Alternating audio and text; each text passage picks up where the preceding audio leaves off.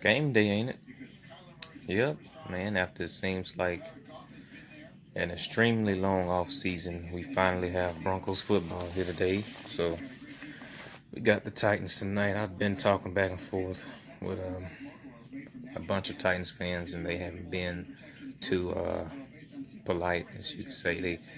Early in the week after Cortland Sutton, I think it was the day after Cortland Sutton had hurt his shoulder.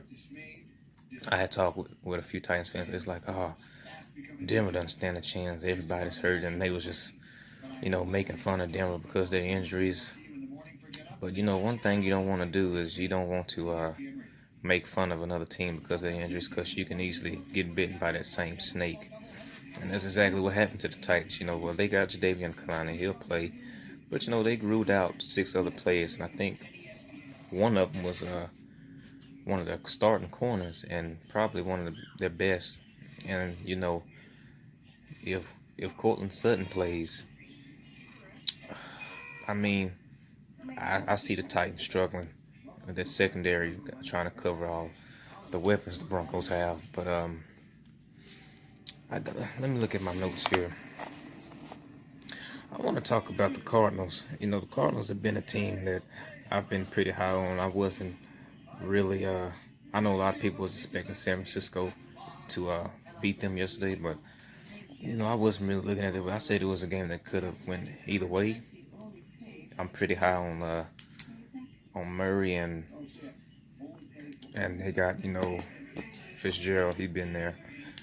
Got Hopkins over there now, and a few good weapons. So I was always high on them after I seen how they traded for DeAndre Hopkins. I had the idea that they was really trying to compete, so I believed in them, and I wasn't surprised that they beat the 49ers. Now let's talk about the Buccaneers. I think there was a lot of hype coming in from after they getting Tom Brady and then Gronk over there, and they got a lot of good weapons. The offense is stacked, but one thing you don't want to do is you don't want to crown a team that hasn't even played yet with all the players that they have. You got a new quarterback. You got a new tight end. For one, you got a quarterback that's over 40 years old and that has played in one system his whole career, Tom Brady. So, I understood where the hype was coming from. Yeah, you got these weapons. You got a decent defense. But, maybe later on down the line they'll start to pick up a little steam. But I wasn't really on that Buccaneers hype train from the get-go. Then last, we got the Cowboys. Now, just being honest, I was expecting the Cowboys to win that game last night. But I got to say, after seeing the Rams come out and that first drive, I had an idea of what their game plan was, and the offense looked really good. They moved the ball down the field, and although some drives didn't end the way they wanted, you can see that they have a potential to be a good offense, and they just they kept Dallas guessing, and the run game worked, the play action pass worked, and when you got those two, you got those working for you. You can pretty much do whatever you want on offense. The screens worked. That game plan was great, and they won 20-17. So let me talk about the Cowboys. Man, yeah, they got CeeDee Lamb and Amari Cooper over there, but they got a new head coach. And one thing you have to take into consideration is when you get a new head coach, what the game plans and the new schemes that he bring, is it really going factor in? Is it really going gel? Is your offense going to gel under that new system? And they looked okay, but with having so many weapons on the team, you expect them to put up a little more than 17 points. But like I said, it's week 1, so we'll see. I say about week 4, week 5, we should really get an idea to get to know the identity of a lot of the teams around the NFL. And there was one more team I want to talk about. I forgot who it was. I was shocked that the Washington football team beat the Eagles yesterday. That shocked me. Oh, the Jets. Man, the Jets just look just look terrible. You know, obviously Jamal Adams made he was a big name on that defense, and he was the focal point of that defense. And I mean, the Bills just ran him over, and really, I can't really say if the Bills look good or if it was just the Jets that look bad.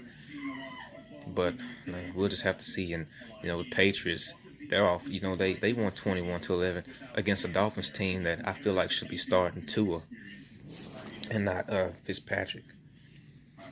But the Patriots, I'm not really sure. Their offense didn't look that great to me.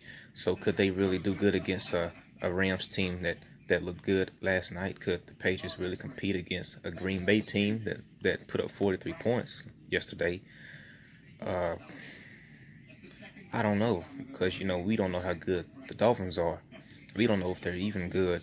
They kind of came on in the last season, but the key to it is always you always want to start good. You always want to start good early in the season. Week one, a win in week one is that's a significant thing, and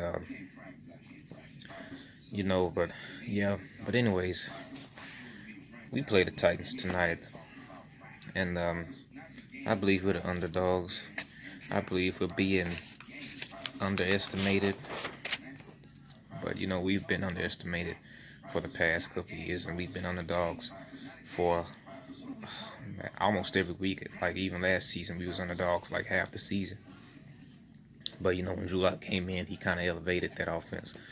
But with all the weapons we got, I'm excited to see how Jerry Jeudy does, and Noah Fant going in his second year. We got Melvin and Phillip. I'm excited to see how that duo is going to work for us. The O-line, how they're going to work.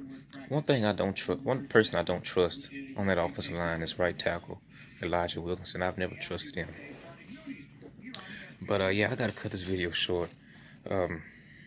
My prediction of the score tonight is going to be 28-17 Denver. We'd be 1-0 going into Heinz Field to play the Steelers. But yep, 28-17 is my prediction. I hope I'm right. I could be wrong, but hey, nonetheless, go Broncos.